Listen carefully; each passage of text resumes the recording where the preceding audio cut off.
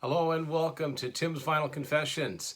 I'm Tim Durling. Thank you for tuning in. I've got an 8-track episode and kind of a unique one because, as anybody that's watched the show knows, I am a completist in most cases. If I like a band, I try to get everything, not counting side projects, of course, but I try to get all of a group's albums and in as many formats as I can. And usually I'll end up getting all the CDs. That's probably the easiest one because sometimes it's hard to get all the cassettes, it's hard to get all of the records, and in most cases it's hard to get all the 8-tracks. But this is the only 8-track collection that I've completed, and it's the most complete collection of this band that I currently have, because some of these right now, as of filming this, I only have on 8-track. It's just the way it turned out. I'm talking about my Yes 8-track collection. So I'm going to get started. I've got some really rare cards here, some really interesting looking ones, so we'll get started. The first Yes album came out in 1969. It was self-titled. I've got a really good copy, like it's in good shape. It comes in this pretty pink cart. Of course, there were 2 album covers to this. This one with the group shot and one that just had the black with the big red Yes logo. That's the version I have on vinyl that was a Record Store Day exclusive from last year. There's a side of it on Atlantic. I've got a few that look like this. But yeah, I can't get over, like, first. I know this isn't an original. This is in really good shape. Whoever had this took good care of it. I can't say the same for all of the ones that you're going to see.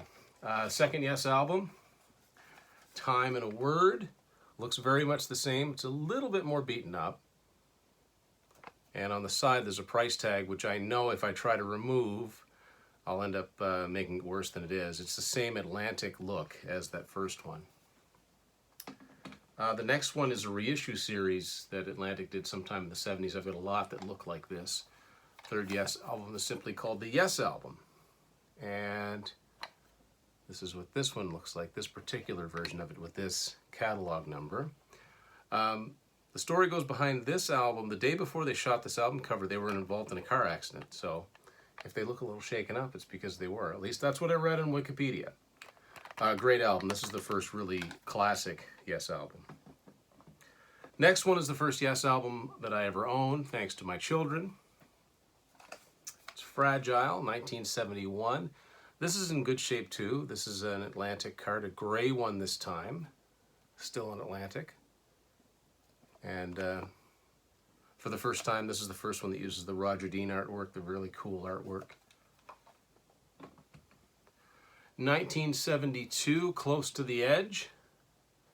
This has a bit of a different look because the label wraps around. This is the first one to actually have a customized side to it, and like I said, it wraps all the way around. That's what the back of it looks like. Another pink card. So they follow that up with a live album, Yes Songs, which came out on 2 tapes actually. They couldn't fit it onto one. So here it is. A lot of music here. And these are, of course, this is the US edition on Atlantic. A couple of Canadian ones. Only got a couple of Canadian ones to show you actually. Also 1973. Controversial album. Basically it's one continuous song, but they've broken it up into different titles. Tales from Topographic Oceans. And I only have this one on 8-track right now. This is a Canadian edition on Atlantic. As you can see, not a lot of titles there, but lots of music. This one has the actual Yes logo on the side of it as well. And like a few of them that I have Led Zeppelin and Fleetwood Mac and Alice Cooper, Queen, kind of look like that.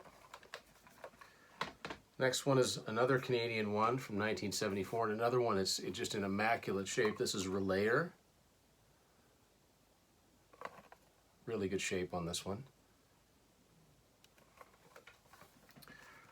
One that, it's getting rare for me to come across 8-tracks in my travels. I found this one at the Spring Record Expo in Moncton in 2018. Yesterday's. This is an RCA Music Service version. Of course, it's still on Atlantic. It says 1974 on it, but my understanding is that it came out in early 75. Someone wrote 40 on there. I didn't pay 40 cents for this. It was considerably more, but that's all right. That's what the back of it looks like. 1977. another RCA Music Service edition, Going for the One. This is a great album.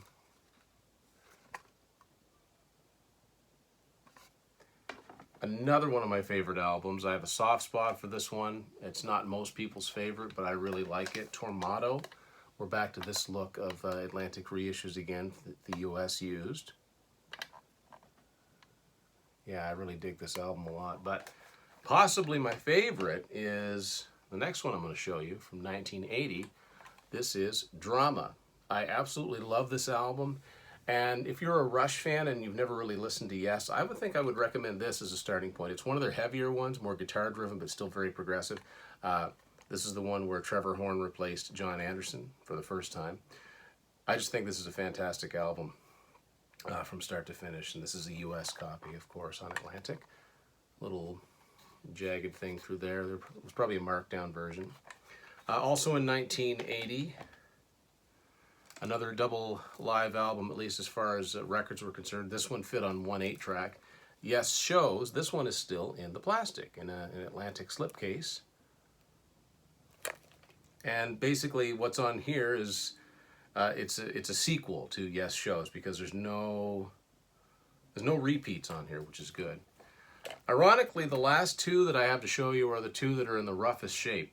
1981, the band were dormant at this point, but Atlantic released a compilation, as record companies do. This is a Columbia House version of Classic Yes. Like I said, very beaten up, very shriveled looking. This one looks like it's been out in the sun. It might have even gotten wet. But it's the version that I've been able to find. US Columbia House issue. What's worse, it's in worse shape, is the last one I have to show you, which is an RCO version. I don't know if Classic Yes came out in a retail form. It's 1981. I would guess that it did. But by 1983, I know this one definitely didn't. And it was a huge comeback album for them. 90125. Now, yeah, this is pretty beaten up, but I'm really glad to have this one on 8-track. Of course, this had Owner of a Lonely Heart. This was their comeback album. Yeah, very, very rough shape. It's actually warped. I don't know if you can tell that or not, but it's this one. This isn't going to play. And like all of the other formats, you'll see that the title of the album is the serial number 90125. It's missing a few bits here, but still, it's one to have. And this is the last Yes 8-track that I know of to come out, because I don't believe that 9012 Live, the solos, or Big Generator did. Those would have been the only other possible two. So, yeah, I got some catching up to do as far as the rest of the formats, but that is my Yes 8-track collection. Thank you for watching Tim's Vinyl Confessions.